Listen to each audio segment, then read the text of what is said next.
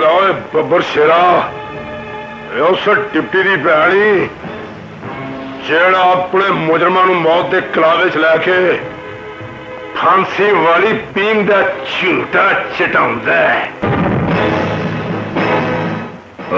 काली कानून दे मुहाफजा दी रीत है, जेड़े मुजरमां दी थां उन्हां दे वारिस चुक लैंदे ने। जिस भी उसे पटरी ते टुर पए ते सानू हलाली किन्ने करनी? और जफरी दुश्मनी दी इस जंग विच हर हथियार दा वार जायज हुंदा है। इसलिए अज असीं एदी हया दी सवा दे नाल उस डिप्टी दा मुंह काला कर देंगे। ओए की स्वाद आएगा इस मशूक दी बंदूक दा घोड़ा नप्पन दा।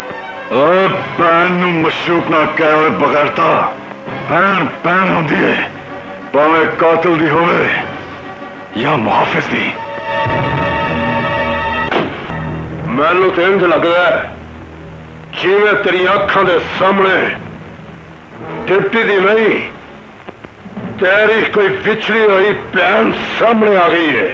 और जे तू साडे सीने दा फट जगाई दिता ही तो फिर अज तो बाद डिप्टी दी नहीं सफरी दी भैन है।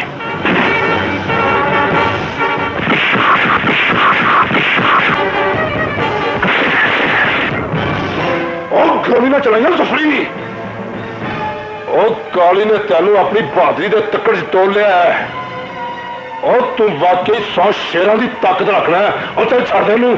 ऐसे बगैर था कि ताड़े सामने कानून दा नहीं एक पैन दा भरा खलोता है।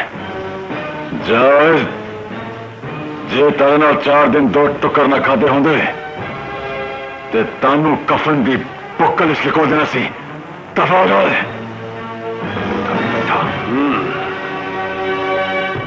ना याद रखी है जफरी, काली जदों गजद फिर जग नसद। अखीर कर देंगा।